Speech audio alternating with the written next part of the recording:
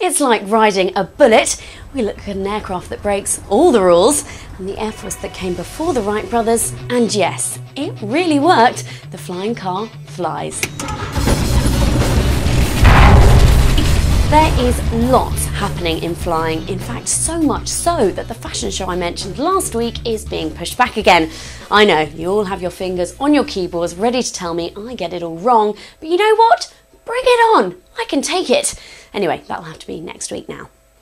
Let's start with the Sikorsky. They're about to make military helicopters so easy to fly that even your grandma could do it. Settling a Black Hawk on a steep mountainside covered in snow in a raging gale would be a breeze, even for her. The firm have been testing a system that uses a radar to create a 3D picture of what's going on underneath the helicopter, even with dust being thrown everywhere. It then settles the helicopter down on the ground for you. You also get enhanced vision, so as a pilot you can make tiny adjustments to the landing spot. So, next time your gran wants to land her Black Hawk in her garden, all she needs to do is press a button and sit back. Should be pretty entertaining for the neighbours. If you're going to fly an aircraft of any type, the last thing you want is something between you and the controls. And that's particularly true if it's a Swedish porn actress and you're filming. The FAA felt the case, which I should point out at this stage is only alleged to have happened in the helicopter over San Diego, would indicate that the pilot was obstructed from the controls.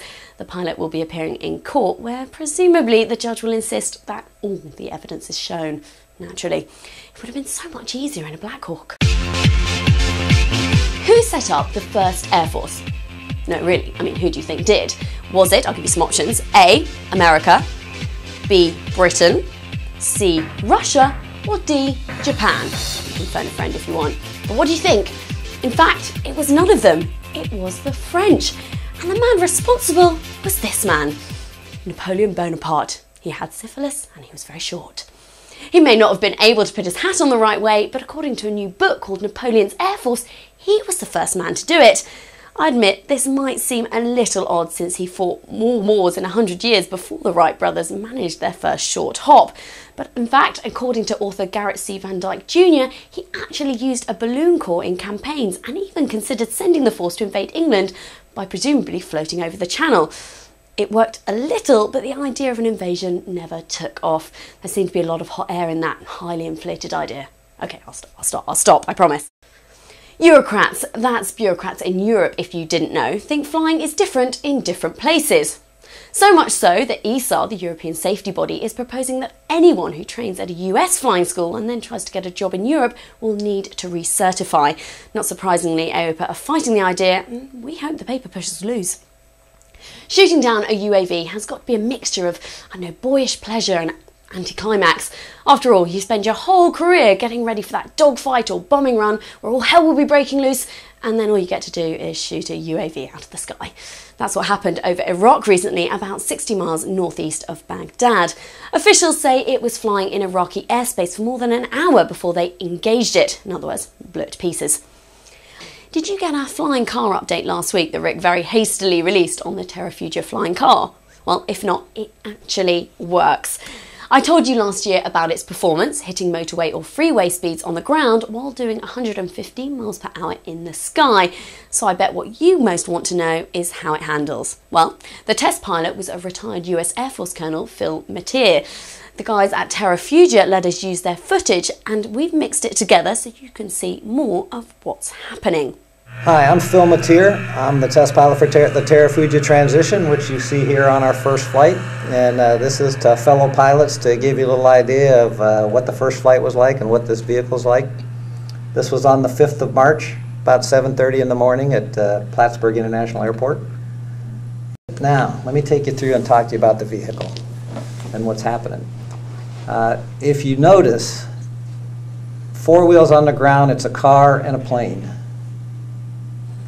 It's actually very stable on the runway. Pilots are going to love this vehicle, taxiing around, running down the runway. We've been able to test above 90 miles an hour on the ground in a light sport aircraft, and so we get a lot of our test points. We've already gotten them before this point. We've all of the flight controls we've gone through and made better even at this point, so watch as it goes by.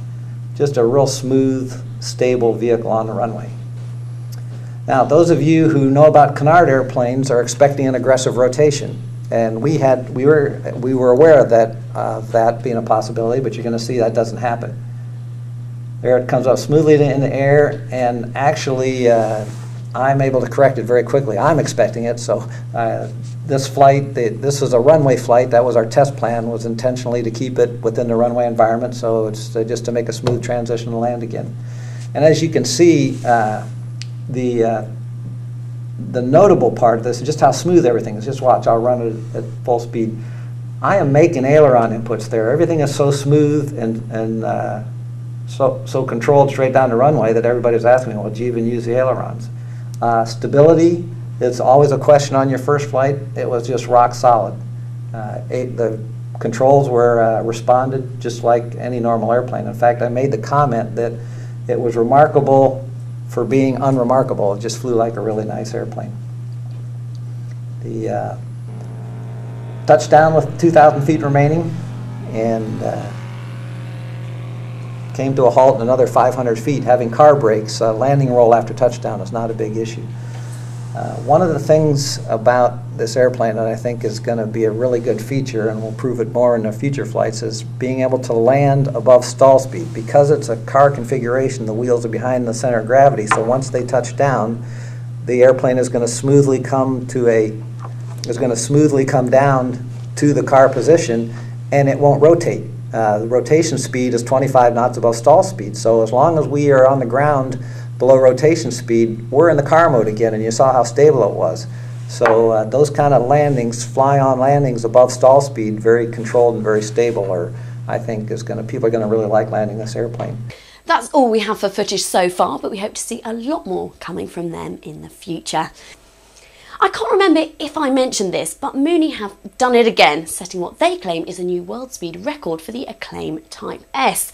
It was flown from Minneapolis to New Orleans at an average speed of 333 knots. That's 380 miles per hour or 616 kilometers per hour. The whole journey of just over 1,000 miles took just 2 hours and 43 minutes, thanks to a tailwind that added another 25 knots. Oh, and he was flying at 25,000 feet. That may not sound fast if you consider aircraft generally, but this was done with just one prop engine. We were browsing through YouTube the other night and came across this. It really conjured up the feeling of flying at night, so here's a quick clip. It was filmed in a PA-28, so very similar to the one Rick flew, but this was at Tallinn Airport in Estonia. A great way to beat the rush hour traffic on your way home from work. Check out Avia Films production on YouTube, or just have a look on our blog at our website, where we've embedded the whole thing and all the links. By the way, we said it last year, but we're going to be introducing some member-only benefits soon on the website. It'll still be completely free, but if you want to know all about it, just sign up to our weekly email on the website and we'll give you the details as they arrive. There used to be a rule. If you wanted to travel fast in life, you had to buy an aeroplane, and an expensive one at that. Once you filled up its tank, you could hope to get around 100 knots, or 115 miles per hour, roughly. Then, obviously, you would upgrade, pay a huge amount more, and get something that would give another 20 or 30 knots. But because the airframe and engine weren't always the most efficient, you also had to sell your house to pay for each trip. Those were the rules, because the rules have changed. It may look like a tiny light sport aircraft, but let me give you some figures. Now, this thing will cruise at 147 knots. That's a staggering 170 miles per hour, not on full throttle, but just cruising along at 3/4 of the throttle. Now, as I said, the normal price of speed is fuel. Not here. At that speed, you'll be burning just 17.8 litres per hour, or 4.7 gallons. So if you do the math, that's 36 miles per gallon, which is 10 miles per gallon more than the Porsche 911, while going 2.5 times faster than a Porsche that's going to be trapped by the speed limit below. In fact, it's so good, you actually get much better miles per gallon pretty much every 4x4 on the road. Plus, you get there quicker. Okay, it's going to cost double the amount than a 4x4, but as we've said in the past, few people fly every day, so if you share it with some friends, it becomes the cost of a regular car. So, okay, what's the downside, I hear you say? Well, the only thing we can see so far is the seats. Sure, they've been made to look good, but just how comfortable are they? I've never sat in one, so hand on heart, I can't tell you. but I do wonder just how flat my rear end would be after sitting there for nearly 6 hours, as this thing has huge fuel tanks. And the aircraft does look like something experimental, which always raises the question, will your partner want to get in it? So perhaps the analogy is that the virus is like travelling on a bullet. Not necessarily the most comfortable looking place to be for a long journey, but then why worry if you get there so quickly? Finally, a quick reminder that if you're frustrated by watching a show online, then just download it. It's on iTunes, it's completely free, and there are links on the website. You've been watching fullflat.tv. I'm Vicky Farah.